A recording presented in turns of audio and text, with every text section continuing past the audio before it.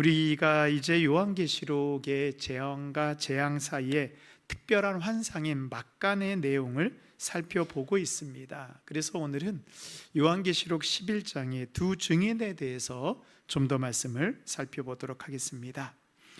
계시록 11장에서 이제 사도 요한은 환상 가운데 이 천사를 통해서 성전을 측량하라라는 그런 명령을 받습니다. 그래 우리가 성전을 측량한다라는 그 뜻은 무엇이냐 하면 바로 하나님께서 측량한 그곳을 당신의 땅으로 선포하시고 그 성전 안에 있는 하나님의 그 땅 안에 있는 모든 하나님의 백성들을 친히 지키시고 보호하여 주신다라는 그런 약속입니다. 그리고 이 측량하지 않았던 이 성전 바깥 마당에 있는 그런 땅은 이방인들에게 몇 달 동안 짓밟힘을 받게 되나요? 42달 동안 짓밟힘을 받게 됩니다. 그래서 이 42달은 이 요한계시록에 다르게도 표현됩니다. 3년 반이라고도 표현되고 한때, 두때, 반때, 그리고 날수로 계산하면 1260일로 바꾸어 말할 수 있습니다. 그리고 이 42달은요 실제적으로 이 42달이라는 그런 물리적인 시간보다는 예수 그리스도가 이 땅에 오신 초림으로부터 다시 오실 재림의 때까지의 그런 시간을 의미합니다. 이 기간 동안 하나님께서는 이 땅에 있는 교회와 성도들에게 무슨 사명을 주셨죠? 증인의 사명을 주셨습니다. 그래서 우리가 지난 시간에 이 두 증인의 어떤 모습을 가지고 있는지를 살펴봤습니다. 하나님께서는 두 증인에게 모세와 엘리야의 권세를 주셔서 고난 가운데에서도 복음을 전할 수 있는 능력을 주셨습니다. 그리고 이 두 증인이 어디와 연결되어 있나라고 봤더니 계속해서 증인에게 기름을 공급해 주는 두 감람나무가 서 있는 것입니다.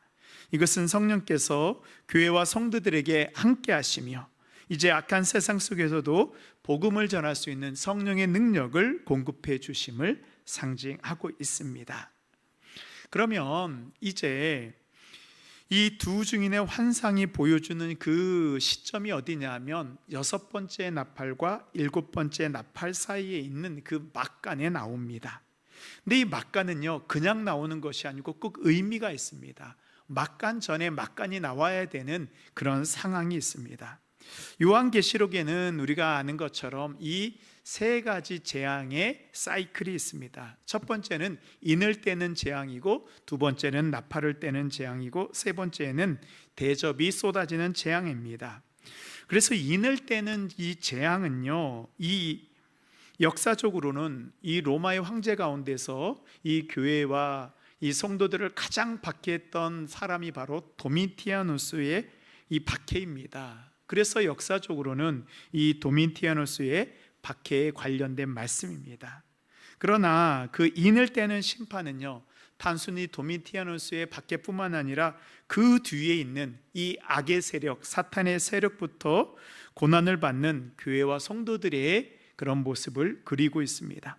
그리고 두 번째 심판인 이 나팔 재앙은요 성도들이 받는 고난도 의미하지만 특별히 하나님을 거절하고 회개하지 않는 이 세상 사람들에게 임하는 하나님의 심판의 모습입니다. 하나님께서 이 세상에 재앙을 내리시는데 사람들이 그 재앙을 받고도 변하지 않고 과거의 죄된 모습을 그대로 살고 있습니다. 그래서 이제 계시록 9장 20절의 말씀에 보면요 이제 6번째 나팔로 인해서 그들의 3분의 1이 멸망을 당했는데도 불구하고 이 사람들의 모습이 나오고 있습니다. 계시록 9장 20절 말씀입니다. 제가 읽도록 하겠습니다.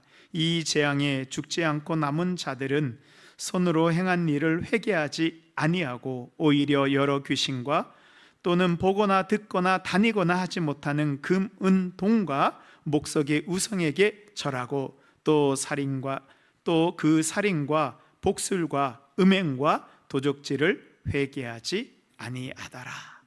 그러니까 이 땅의 사람들이 자신들의 잘못을 깨닫고 하나님께 돌아오기 위해서 하나님께서는 이제 재앙을 내렸지만 그들은 돌아오지 않아요. 그래서 하나님께서 돌아오지 않은 이들을 구원하기 위한 하나님의 방법이 바로 무엇이냐면, 우리가 계시록 10장에서 이 교회와 성도들에게 작은 두루마리를 먹여서 다시 예언하게 하고 복음을 전하게 하였습니다. 그리고 이제 계시록 11장에서 두 증인, 이 땅의 교회 공동체를 통하여서 교회 공동체의 성도들의 모습을 보고 이 세상 사람들이 회개하고 주님께로 돌아오게 하기 위해서 이제 10장과 11장의 그 막간의 모습을 우리에게 보여주신 것입니다. 그래서 11장에 보면요, 이 두 증인이 복음의 사명을 다하기까지 하나님께서는 이 교회를, 이 성전을 측량하여 보호하시고 성도들에게는 성령의 능력을 공급해 주셨습니다. 이게 이제 우리 지난 시간에 함께 살펴본 말씀이고요. 여러분들 다 이해하셨죠? 이제 계시록을 딱 읽으면은 이게 싹 눈에 들어오실 거예요. 여러분들이 얼굴이 환해졌어요. 자, 그러면 이제 우리 11장 두 번째 부분을 함께 나누도록 하겠습니다. 오늘 말씀은 이제 두 증인이 복음을 다 전한 다음에, 즉 이 땅의 교회 공동체가 복음을 전한 다음에 일어나는 일입니다. 하나님께서는 복음을 전하기 위해서 이제 교회와 성도들을 보호하셨습니다. 그러나 이제 그 사명이 다하자 복음을 전하는 증인을 박해하는 일이 일어나게 됩니다. 우리 계시록 11장 7절 말씀 우리 함께 읽도록 하겠습니다. 시작. 그들이 그 증언을 마칠 때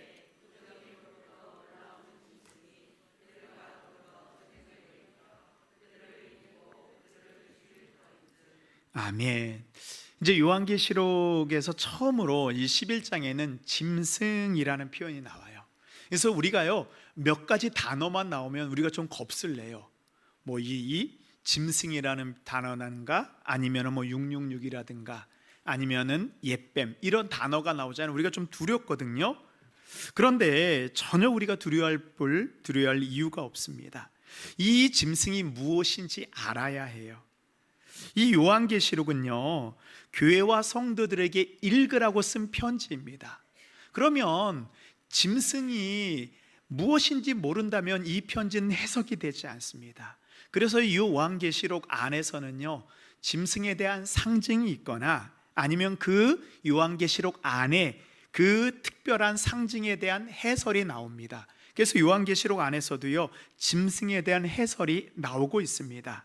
짐승에 대해서는 특별히 요한계시록 13장에서 자세히 설명하고 있습니다. 그래서 이제 뭐 자세한 내용은 13장에 가서 한 번 더 살펴볼 거고요. 오늘은 그 짐승의 정체가 무엇인지만 우리가 먼저 알아보도록 하겠습니다. 우리 계시록 13장 1절, 2절인데요. 제가 1절 읽고 우리 성도님들이 2절 읽도록 하겠습니다. 내가 보니 바다에서 한 짐승이 나오는데 뿔이 10이요 머리가 7이라 그 뿔에는 10 왕관이 있고 그 머리들에는 신성모독하는 이름들이 있더라.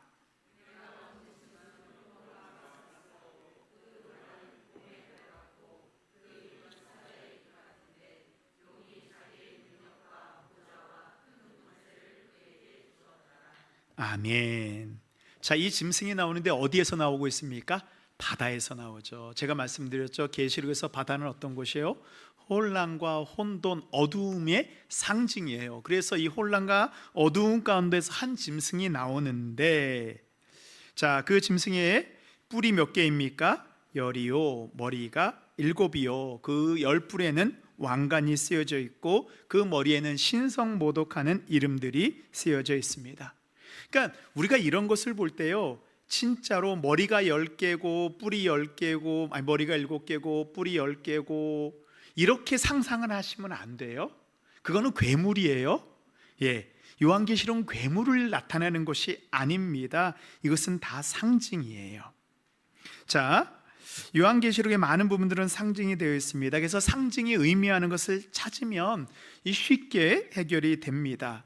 먼저 이 짐승이라고 했을 때에는 우리가 2절 보니까 짐승의 모습이 표범, 곰, 사자, 용, 우리가 이런 4가지 짐승이 나오는 그런 이 구약의 예언서가 있습니다. 이 요한계시록을 볼 때에는요, 구약의 예언서에 대해서 막 우리가 상상의 나라를 펴셔야 돼요.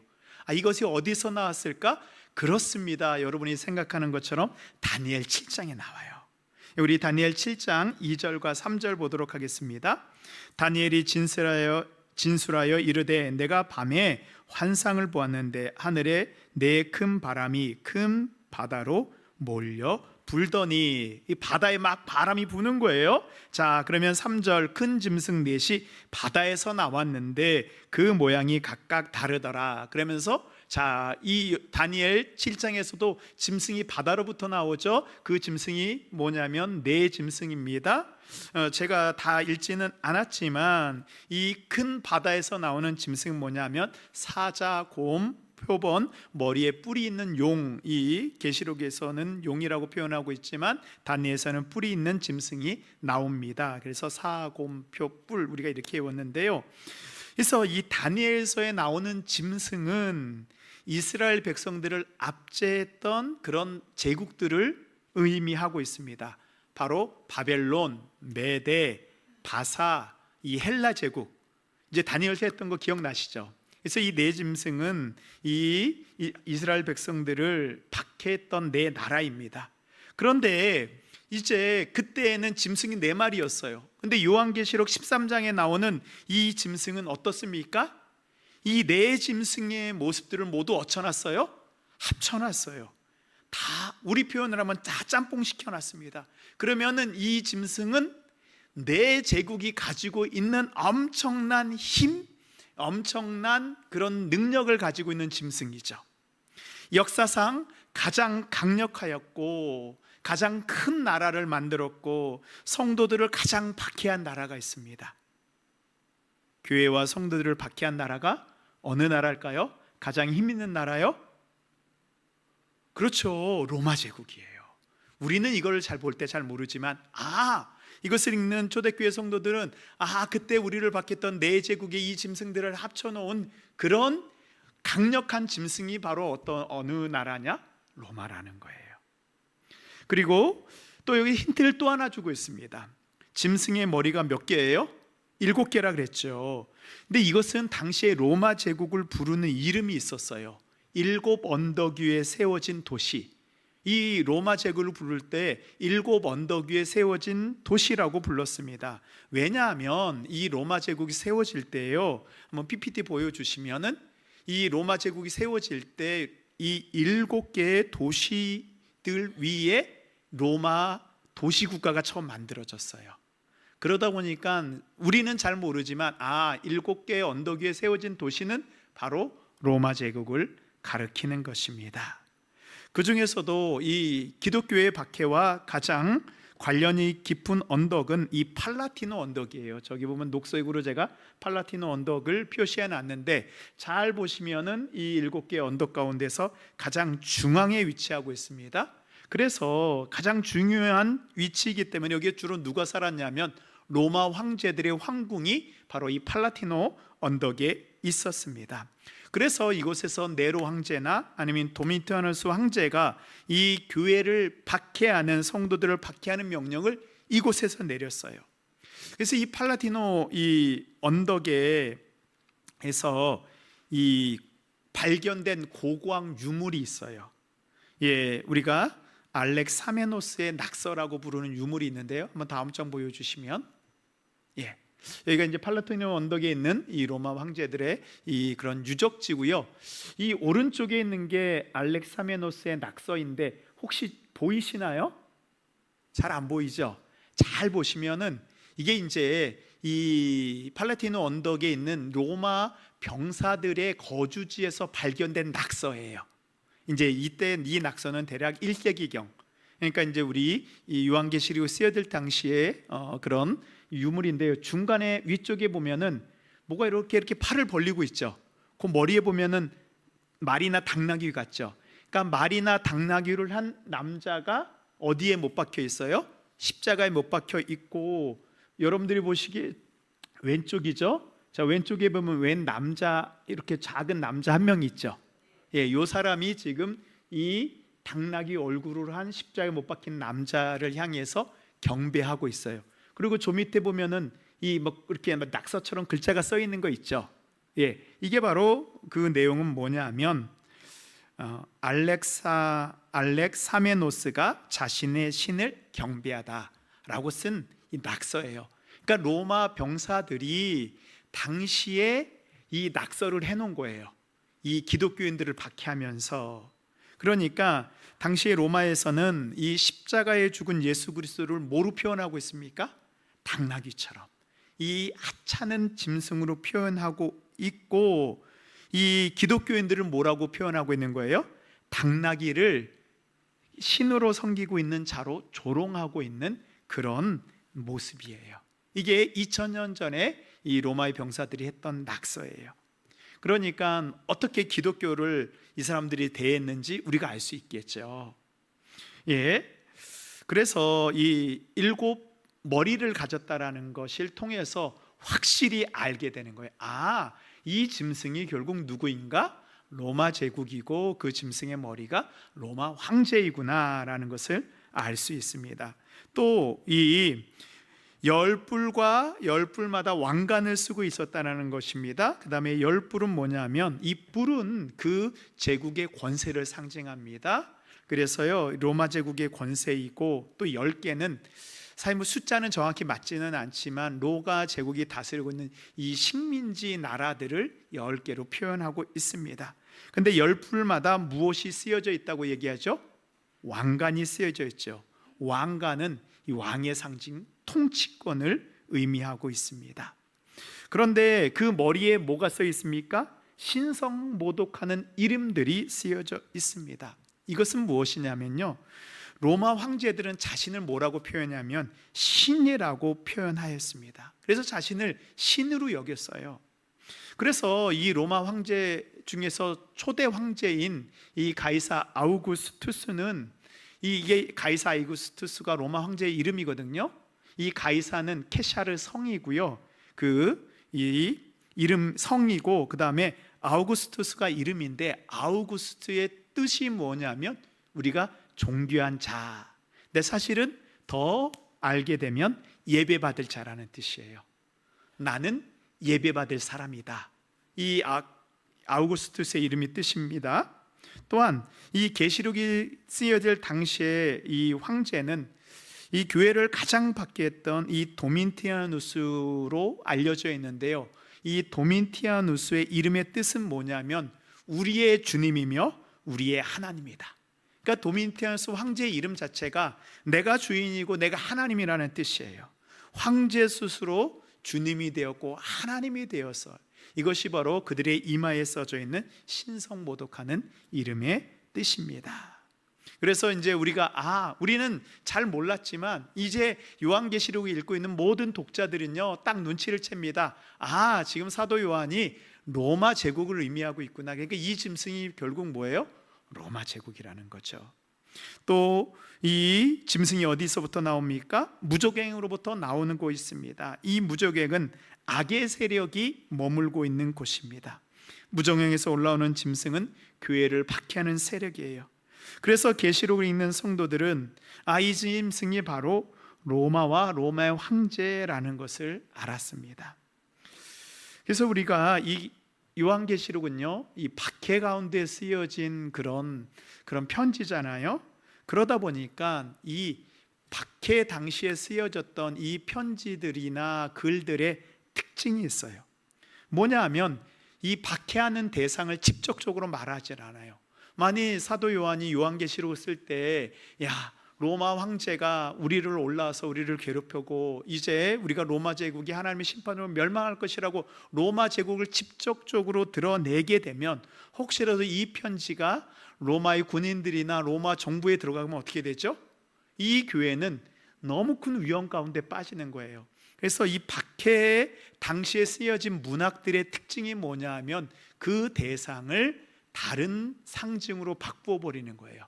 그래서 직접적으로 표현하진 않지만 읽고 있는 모든 사람들은 누구인지, 이 숫자가 의미하는 것이 무엇인지 다 알 수 있는 것입니다.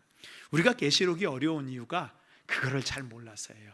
그 상징이나 이것이 의미하는 것을 잘 모르다 보니까 계시록이 어렵게 느껴지지만 우리가 이렇게 하나하나 알다 보면 계시록은 결코 어렵지 않습니다. 그래서 이 짐승은 1차적으로는 교회와 성도들을 박해하는 로마 황제이고요, 그 다음에는 이 바로 짐승은 무엇이냐면 이 겉으로 보이는 로마 제국 뒤에 있는 이 사탄의 세력을 의미합니다. 이 악의 세력이요, 이 사탄의 세력이 복음에 증인된 교회와 성도들을 이제 박해하는데 그 정도가 어느 정도까지 이르를 것인가? 지금 우리가 받고 있는 박해보다 훨씬 더 심한 박해가 올 거라고 이제 예언되고 있습니다. 자, 계시록 11장 8절입니다. 우리 함께 읽겠습니다. 시작. 영적으로 하면 소돔이라고 하고 애굽이라고도 하니 곧 그들의 주께서 십자가에 못 박히신 곳이라. 아멘. 근데 이 주 증인이요, 짐승이 올라서 두 증인을 다 박해하고 죽였습니다. 그래서 이제 두 증인의 시체가 큰 길 성에 이제 놓여져 있습니다. 어떻게 보면 버려져 있는 거죠. 그래서 큰 성은 어디인가? 바로 예루살렘을 의미합니다. 근데 그 성을 영적으로 소돔이라고도 하고 애굽이라고도 한다. 이것은 우리가 봐도 영적이다라는 걸 통해서 진짜 소돔과 진짜 애굽이 아니고 이것이 바로 비유적인 표현이라는 걸 우리가 알게 되죠. 소돔은 이 아브라함 시대에 하나님을 거부하고 멸망당한 도시예요.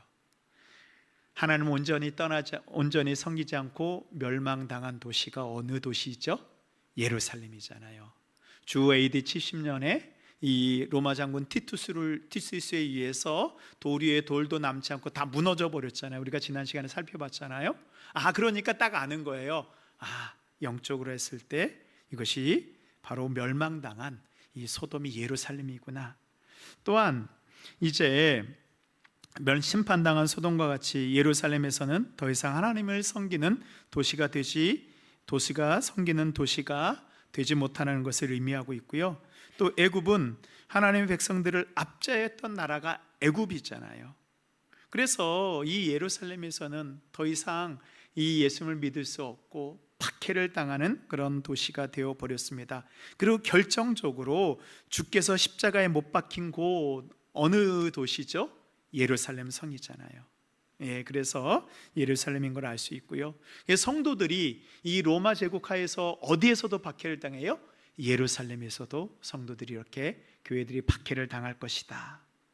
이제 거룩한 성 예루살렘이 영적으로 보면 소돔과 같이 애굽과 같이 하나님을 거부하고 교회를 박해하는 곳이 되어 버렸습니다. 그래서 그곳에서 증인들을 죽이는 일이 일어나게 되었습니다.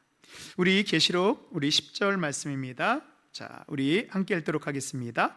이 두 선지자가 땅에 사는 자를 괴롭게 한 거로 땅에 사는 자들이 그들의 죽음을 즐거워하고 기뻐하여 서로 예물을 보내리라 하더라. 아멘. 자, 갑자기 증인 얘기를 하다가 두 선지자를 얘기했어요. 이 두 선지자는 누구를 의미할까요? 그렇죠. 우리 모세와 엘리야가 결국 두 증인이었잖아요. 그러니까 두 증인이 땅에 사는 자들을 괴롭게 했다. 이 땅에 살고 있는 사람들을 괴롭게 한 거로, 그것 때문에 이제 두 증인이 죽자 땅에 사는 자들이 즐거워하고 서로 기뻐해서 예물을 보냈다. 이 기뻐하면서 예물을 보냈다는 것은 이 구약의 예언서에 보면은 이 이방 나라들이 서로 예물을 보내는 그런 표현들이 나오거든요. 거기로부터 온 것이고요. 자, 복음을 전하는 증인들이 두 증인이 죽었는데 세상 사람들은 그 모습을 보면서 즐거워하고 있습니다. 여기서 땅에 사는 자들은 누구인가? 바로 복음을 거부하고 회개하지 않고 교회를 박해한 사람들이에요. 그러니까 3년 반 동안 우리 알고 있잖아요. 지난주에 살펴봤잖아요. 3년 반 동안 두 증인이 이 증인의 사역을 감당했을 때 어땠습니까? 베옷을 입고 이 두 증인이 세상의 죄를 지적하고 회개를 촉구했을 때 땅에 사는 사람들은 어때요? 어둠의 빛이 비추면 어둠의 모습이 드러나는 것처럼 자신의 죄가 드러나기 때문에 두 증인의 증언을 듣는 것이 너무 괴로웠어요.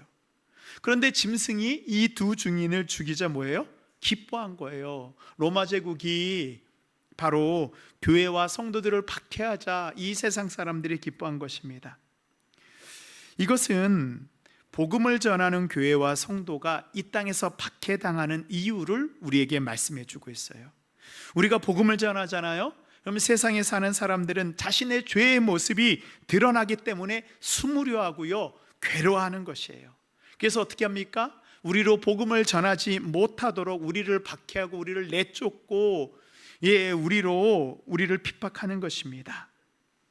그러면 이제 이 두 증인이 짐승에 의해서 죽임을 당했습니다. 그러면 이 복음의 증인의 일들도 다 끝났을까요? 아닙니다. 우리 계시록 이제 11장 11절과 12절을 우리 함께 보도록 하겠습니다. 자, 이 말씀을 볼 때요, 이 계시록은 다 다른 성경과 연결되어 있다 그랬잖아요. 도대체 이 말씀은 어떤 것을 의미하고 있을까가 이제 우리가 머릿속으로 상상을 하고 그것과 맞는지를 확인해보는 그런 이 성경을 보는 기쁨이 있을 거예요. 자, 제가 한번 읽어보겠습니다. 계시록 11장 11절입니다. 3일 반 후에 하나님께로부터 생기가 그들 속에 들어가매 그들이 발로 일어서니 구경하는 자들이 크게 두려워하더라.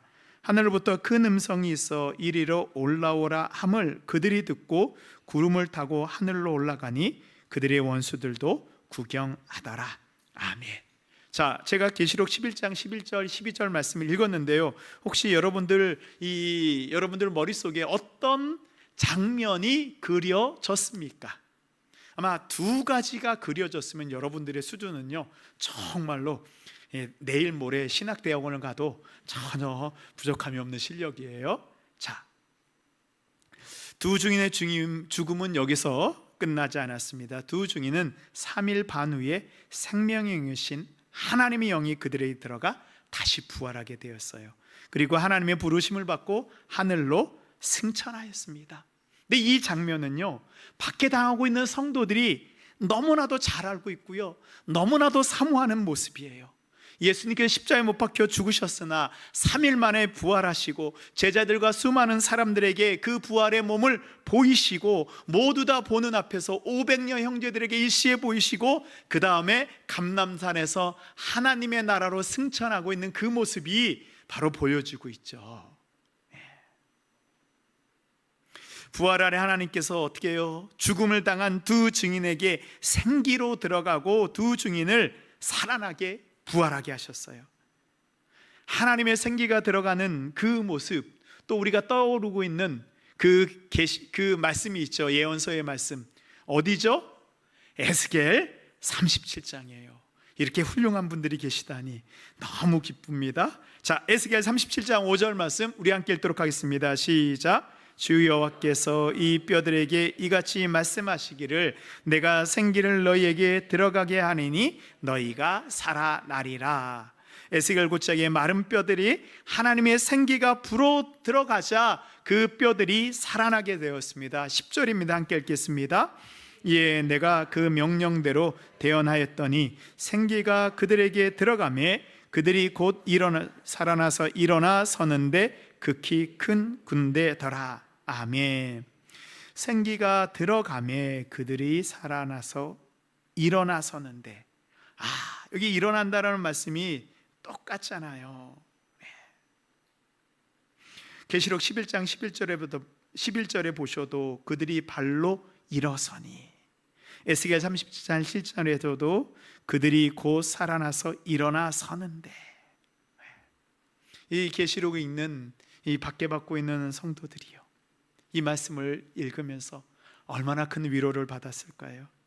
이 에스겔서의 예언은 바벨론 포로로 있는 이스라엘 백성들에게 회복을 약속하는 말씀이었고요, 이제 계시록 11장은 교회 공동체를 상징하는 두 증인이 박해로 인해서 죽음을 당하고 다 끝난 것 같지만 끝난 게 아니라고 말씀해 주고 있습니다. 하나님의 영으로요 다시 부활할 것을 약속해 주고 있는 거예요.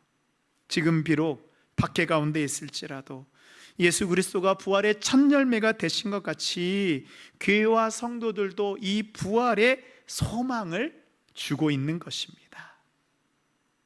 그런데 우리가 이제 이 말씀을 읽으면서 약간 조금 좀 이상한 그런 날짜가 나와요. 예수님은 며칠 만에 부활하셨죠? 3일 만에 부활하셨죠. 근데 이 두 증인은 며칠 만에 부활하고 있습니까? 3일 반 만에 부활하고 있어요. 두 증인의 시체가 이 3일 반 동안 무덤에 장사 지내지 못하고 큰 길가에 버려도 두고 있습니다. 예수님은 3일 만에 부활하셨는데 왜 두 증인은 사흘 반, 정확히 더 비슷하게 말한다면 3일 반 만에 부활하였을까요? 이것은 이 3년 반이라는 한때 두때 반때를 좀 연결시키기 위한 좀 그런 이 계시록에서는 문학적 장치예요. 그러면은 이 3년 반과 사흘 반이 어떻게 연결이 되는가? 주증인이 복음을 증거한 그 시간이 몇 달이었습니까? 42달이었죠. 3년 반이었죠. 그런데 장사 지내지 않고 길거리에 방치되어 있는 그 증인이 시체가 길거리에 방치되어 수치와 모욕의 기간은 얼마입니까? 3일 반이에요. 그것을 일부러 보여주려고 하는 거예요. 복음을 증거하는 영광의 시간은 이 3년 반이었지만 수치와 모욕을 당하는 기간은 며칠이다? 3일 반밖에 되지 않는다는 거예요. 그러면 이 3일 반은 3년 반의 몇 분의 몇일까요? 날짜로 환산하잖아요. 365분의 1이에요. 즉 1년에 몇 주예요? 하루밖에 되지 않은 거예요. 우리가 주님의 복음을 증거하고 그 영광을 누리는 시간은 1년 중에서 364일을 우리가 그 영광을 누리고 하루는 이 고난을 받는다는 거예요. 악의 세력이 이기는 것 같아도 그 악의 세력이 우리를 이기고 우리를 박해하는 시간은 365일 가운데 고작 하루밖에 되지 않는 짧은 시간이라는 것을 보여주고 있는 것입니다. 그렇기 때문에 교회와 성도들에게 너희가 박하고 박해당하고 고난당하는 것을 두려워하지 말아라. 영광의 시간은 364일이고 고난의 시간은 하루밖에 되지 않는다는 것이죠. 이제 두 증인이 이 복음을 전한 그 열매로 이 땅에서는 어떤 일이 일어나게 되었을까요? 두 증인의 열매는 무엇일까요? 우리 계시록 11장 13절 우리 함께 읽도록 하겠습니다. 시작. 그때 큰 지진이 나서 성 10분의 1이 무너지고 지진에 죽은 사람이 7천이라. 그 남은 자들이 두려워하여 영광을 하늘의 하나님께 돌리더라. 아멘. 큰 지진이 나서 그 성이 예루살렘 성이죠. 예루살렘 성의 10분의 1이 무너지고 죽은 사람이 7천입니다. 그러니까 우리가 계시록을 통해서 아는 것 같이 이 지진은 뭐예요? 하나님의 임재와 심판의 상징이죠. 그래서 하나님의 심판으로 성이 무너졌는데 얼마나 무너졌습니까? 다 무너졌습니까? 아니죠. 10분의 1만 무너졌어요. 그리고 살아남은 자들은 몇천 명입니까? 7천 명이에요. 그러니까 7천 명은 당시 예루살렘 인구의 10분의 1이에요.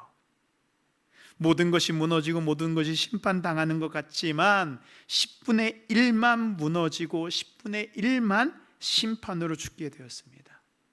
우리가 인재앙을 통해서 그때 하나님이 얼마만 다 죽게 하셨나요? 인재앙은 4분의 1이었죠. 나팔재앙은 몇이었죠? 3분의 1이었죠. 그러니까 아무리 큰 심판, 아무리 큰 재앙이 임해도 모두 다 하나님의 주권 가운데서 이루어지고 있어요. 그래서 하나님께서 이 큰 성을 다 무너뜨리고 그 성에 있는 사람들을 다 죽인 것이 아닙니다. 하나님의 심판은, 하나님의 보내시는 이 재앙은 심판의 목적이 아니고 이 재앙을 통해서 경고하고 깨닫게 하는 거예요. 그런데 이 6번째 나팔이 불어질 때 사람들이 못 깨달았잖아요. 그런데 놀랍게도 이 두 증인이 복음을 증거하고 순교와 부활과 승천을 통해서 이 땅에 있는 사람들에게 놀라운 변화가 일어나게 됩니다. 한번 거기다가 우리 밑줄 쳐보도록 하겠습니다. 그 남은 자들이 두려워하여 영광을 하늘에 하나님께 돌리더라. 그 남은 자들이 누구예요? 여섯 번째 나팔 재앙일 때 하나님을 거부했고 회개하지 않았던 사람들이 이제 어떻게 됐습니까? 두려워하여 영광을 하나님께 돌리고 있습니다. 분명히 계시록 9장 20절에서는 재앙 속에 남은 자들이 회개하지 아니하고 여전히 더 악한 죄악 가운데 빠졌는데, 이번에는요 그들이 두려워하여 하나님께 영광을 돌리고 있습니다. 이들이 회개하고 하나님 앞에 나왔다는 증거예요. 어떻게 이런 일이 가능했을까요? 바로 누구의? 두 증인의 증언 사역을 통해서 일어나게 된 변화의 역사이죠. 아무리 재앙이 임하고 멸망을 당하도 회개하지 않고 변화되지 않을 사람들이 변화가 되었습니다. 누구를 통해서요? 두 증인, 이 땅의 교회와 그리스도인의 공동체를 통해서 이 세상의 사람들이, 땅의 사람들이 변화된 것입니다. 하나님께서는 점점 더 악해가는 이 세상을 하나님께 돌아오게 하기 위해서, 그들이 회개하기 위해서 어디를 사용하십니까? 누구를 사용하십니까? 교회 공동체와 성도를 사용하시는 것을 지금 말씀해 주고 있는 것입니다. 세상 사람들도요 재앙이 임하잖아요. 하나님의 존재를 인정해요. 하나님을 두려워할 수는 있어요. 그러나 그것으로는 이 사람들이 회개하지 않습니다. 하나님 앞으로 돌아오지 않습니다. 여전히 자신들이 해왔던 도둑질, 거짓말, 음행, 우상 숭배를 멈추지 않습니다. 그들로 하여금 두렵고 떨며 하나님 앞에 나와 회개하고 하나님을 만나는 유일한 방법은 뭐입니까? 고난과 박해 속에서도 순교할 각오를 하고 오직 복음을 전하는 이 땅의 교회 공동체와 성도들을 통해서만 가능하다라는 것을 보여주고 있는 거예요. 그러니까 박해 속에 있는 그 성도들에게 하나님께서는 이 사도 요한의 환상을 통하여서 이 세상을 변화시킬 수 있는 것은 박해 가운데에서도 복음을 전하는 교회 공동체라는 것이죠. 세상 사람들이 우리의 모습을 보면서 우리 안에 있는 담대함과 기쁨이 무엇인지, 고난과 박해 속에서도 두려워하지 않고 복음을 증거하는 그 비밀이 무엇인지, 우리 안에 계신 이 모든 것을 가능케 하시는 예수 그리스도의 모습을 그들로 알게 하면, 그들이 우리 안엔 예수 그리스도를 보면서 회개하고 주님 앞으로 돌아오게 되는 역사가 일어나는 거예요. 그래서 마태복음 5장에 보면요, 예수님께서 팔복을 말씀하시면서 그 마지막 복을 말씀해 주세요. 우리 마태복음 5장 10절에서 12절까지 말씀, 이 마지막 복이에요. 예수님께서 많은 복이 있지만 마지막 우리에게 주시는 복이 무엇인지를 말씀해 주고 있습니다. 자, 우리 5장 10절에서 12절까지 함께 읽겠습니다. 시작. 의를 위하여 박해를 받는 자는 복이 있나니 천국이 그들의 것임이라. 나로 말미암아 너희를 욕하고 박해하고 거짓으로 너희를 거슬러 모든 악한 말을 할 때에는 너희에게 복이 있나니 기뻐하고 즐거워하라. 하늘에서 너희의 상이 큼이라. 너희 전에 있던 선지자들도 이같이 박해하였느니라. 아멘.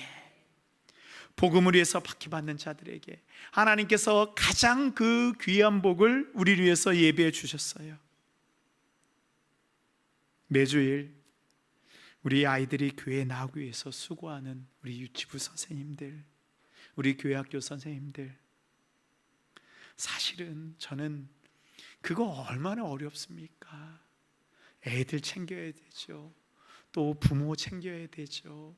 또 아이들 조금이라도 다치면은 다 우리 책임인 것 같아서 아이들 돌보는 게, 어떻게 보면 제가 보기에 말씀을 준비하면서 이 박해당하는 성도들의 모습이 우리 꼭 선생님들의 모습과 같더라고요. 그러나 주님이 우리에게 약속해 주고 있습니다. 사람들이 우리를 욕하고 박해하고 악한 말을 할 때 우리에게 뭐가 있습니까? 복이 있다라고 말씀하고 있어요. 그렇습니다. 오늘 헌신 예배 드리는 우리 주부 모든 선생님들, 또 교회학교 선생님들, 또 내가 복음 때문에 박해받고 어려움 당하는 모든 성도님들, 오늘 주님이 말씀하십니다. 기뻐하고 즐거워하라. 너희 상이 큼이라. 하늘에서 우리를 위한 그 큰 상이 예비되어 있는 것을 믿으시기 바랍니다. 아멘.